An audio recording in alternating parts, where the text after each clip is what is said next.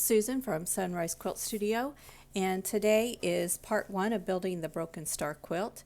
And in this video I'll be concentrating on the center star and the piece blocks that surround it. Now I have in this section started putting the pieces on my design wall, and you can see most of it put together here, and they're all pinned up and ready to go. And I do this so that I don't get lost as I'm building this quilt. Now this entire quilt is put together with Y seams, except for I think 4 seams that were just plain straight seams. Everything else is a Y seam.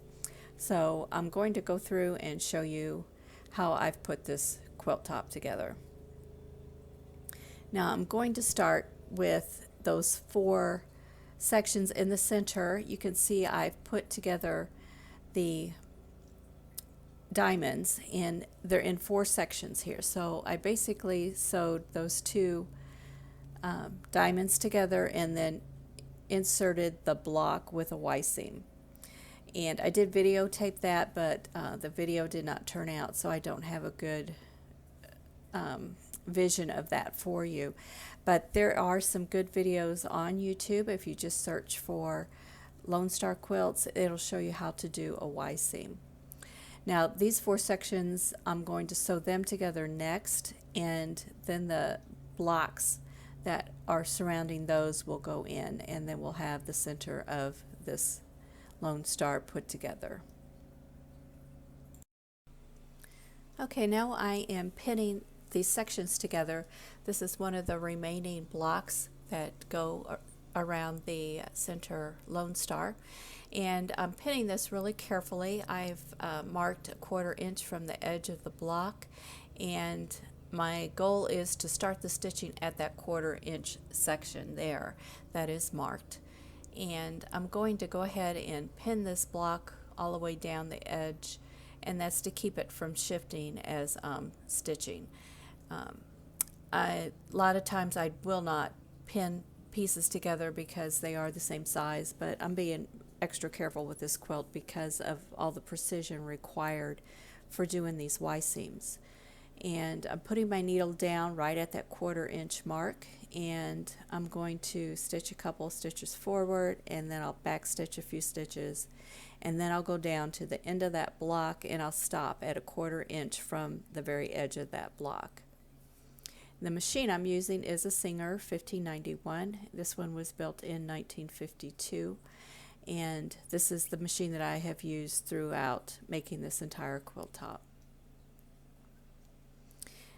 And I'm being careful. I'm taking out my pins as I go along. I know a lot of people sew over their pins, but I'm the type of person who removes the pins. So here I am at that 1/4 inch mark, and I'm going to back stitch a few stitches and then cut the thread. And you'll notice that the thread is white, and your choice may be to use a black thread or a neutral gray thread, and that works just as well. I have a good quality fabric, and it's tightly woven enough that the stitching lines do not show through, so I'm confident in continuing to use that white thread. And now that section is done. And here on the design wall you can see where I've stitched together 2 of those sections from the previous part of the film, and you can see I have 4 of the blocks stitched into there, and I'll do the same for the other 2 sections of the diamond and put in the remaining blocks, and then we'll have a completed center of this quilt.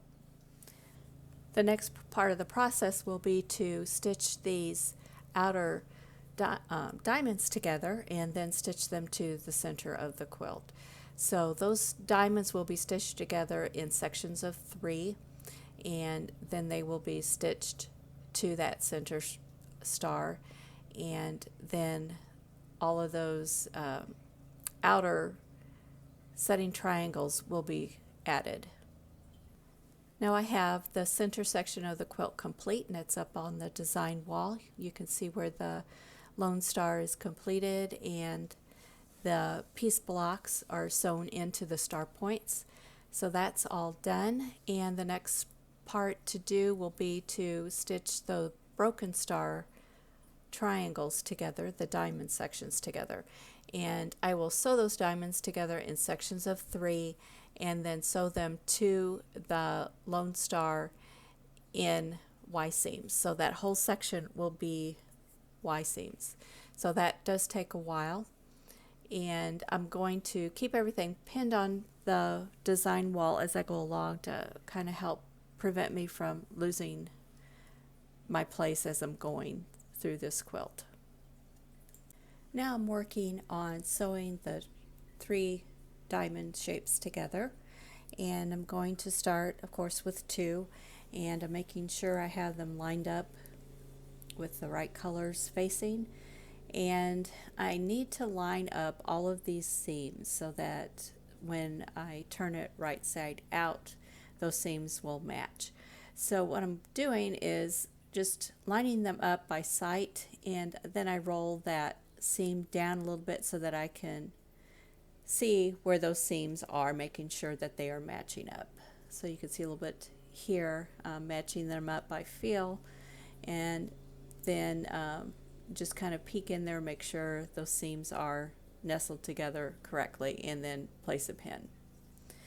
Then the next thing I need to do is to mark 1/4 inch from each end, and that is because this is also a Y seam.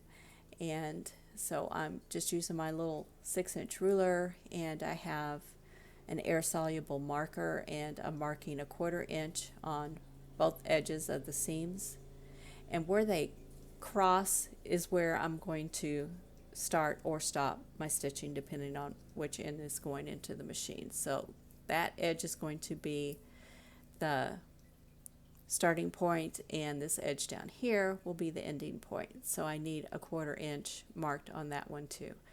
And there is the first mark, 1/4 inch from the edge, and the second. And then I'm just marking it a little bit darker so that I can see that. Now this pen is has been used quite a bit, and the ink is running low on it, so I have to kind of go over it a couple times to get it to show enough, and that will fade out real quickly. If you have a fresh pen, it will stay on there maybe for a couple of days, but it will disappear. Now I'm dropping my needle right down at that mark where the 2 lines meet, where they cross, and then I'm going to take a couple stitches forward and then back stitch and then stitch all the way down to the edge. Now I am using 1/4 inch piecing foot. This is a modern foot, and just taking my time, pulling the pins as I get to them.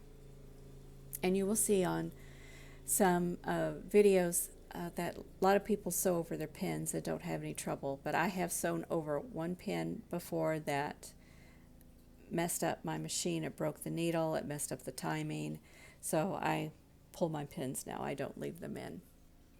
But if you have luck with sewing right over your pins with no problem, yeah, that's fine. So I'm getting down to the 1/4 inch mark, back stitching, and then I'm going to cut the thread. And then the next step will be to sew the 3rd diamond shape to these so that I have a set of 3 diamonds. And I'm going to check these seams to make sure that they are lined up and they match well. If they didn't, then I would have to take that out, that stitching out, and then start over again. But those have matched up pretty well. So I'm going to match up the last diamond, and I'm going to work on those seams first and match them up and pin them together just as I did before, and then I will mark the 1/4 inch on both edges of that seam and then sew them just like I did the other seam.